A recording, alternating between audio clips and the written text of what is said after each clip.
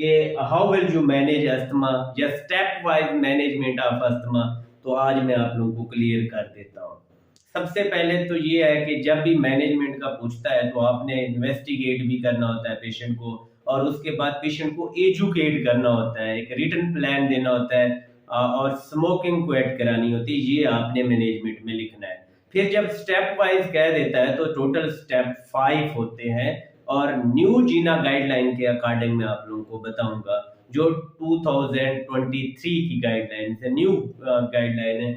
सबसे पहले जो है वो स्टेप 1 और स्टेप 2, ये एक माइल्ड फॉर अस्थमा होती है, और स्टेप 3 जो है वो मॉडरेट, और स्टेप 4 एंड स्टेप 5 जो है वो सीवियर ब्रोंकियल अस्थमा कंसीडर किया जाता है। अब स्टेप 1 को स्टेप 1 कब कहते हैं? जब less than twice a month symptoms हो पेशेंट के अंदर, यानी इंटरमिटेंट होता है, और पूरे प्रीवियस 12 मंथ में कोई एग्जर्बेशन ना हुई हो और कोई रिस्क ना हो एग्जर्बेशन का, तो ये स्टेप 1 है।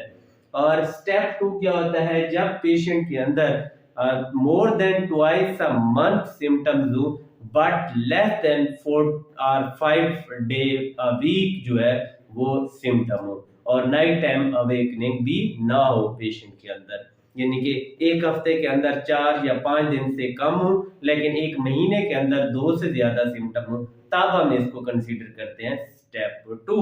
स्टेप 1 और स्टेप 2 का ट्रीटमेंट सेम है। पहले जो है वो साबा को एज रिक्वायर्ड यूज करते थे, आज आजकल उन्होंने 2 ट्रैक चलाए हैं। जो एक ट्रैक है मैं आप लोगों को वो बताता हूँ कि लाबा को एज रिक्वायर्ड भी यूज किया उसने, क्योंकि जो रिलीवर है लाबा को उन्होंने इसलिए यूज किया कि ऑन सेट ऑफ एक्शन साबा और लाबा का सेम टाइम पे होता है, इसलिए हम लो डोज आईसीएस प्लस लाबा एज रिक्वायर्ड इन स्टेप 1 और स्टेप 2 यूज कर सकते हैं।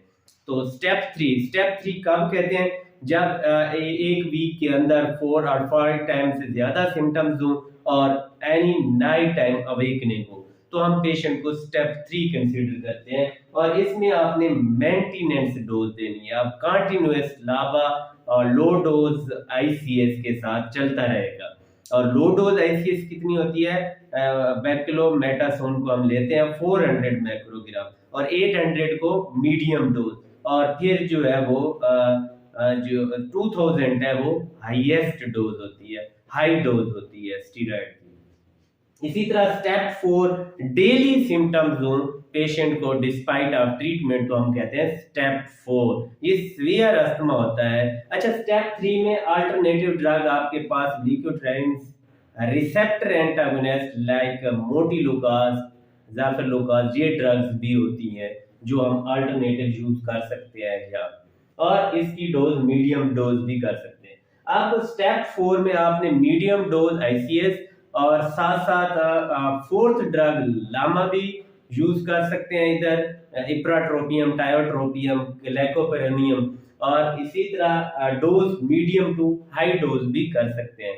और फोर्थ ड्रग आप इसमें लिकोट्राइन रिसेप्टर एंटागोनिस्ट या थियोफिलिन वगैरह भी यूज कर सकते हैं। फिर अगर इससे इस ट्रीटमेंट से भी पेशेंट ठीक ना हो रहा हो तो देन स्टेप 5 है।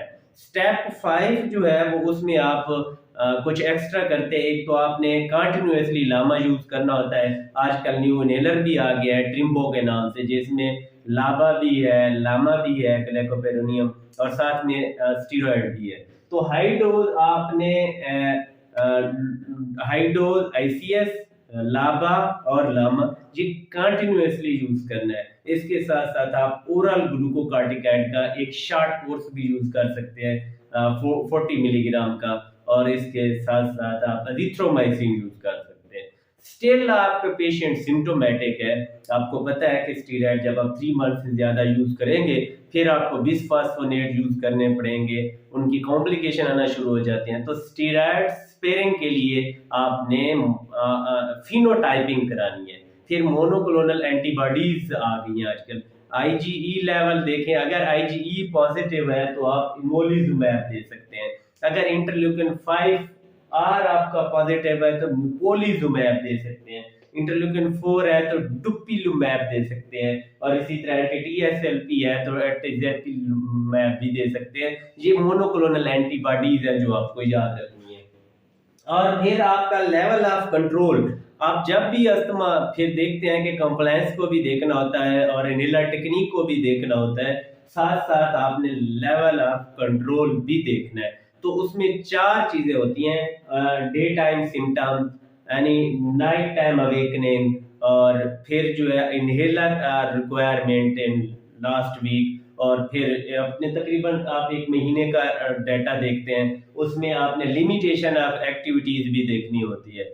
अगर तो ये सिम्टम में ये टोटल 4 होते हैं, अगर के 4 पेशेंट के अंदर नहीं है तो वेल कंट्रोल्ड है, अगर 2 है तो पार्शली कंट्रोल्ड है, अगर 4 ही सिम्टम्स आ रही हैं, ये मसले हैं, तो फिर हम इसको अनकंट्रोल्ड अस्थमा कहते हैं।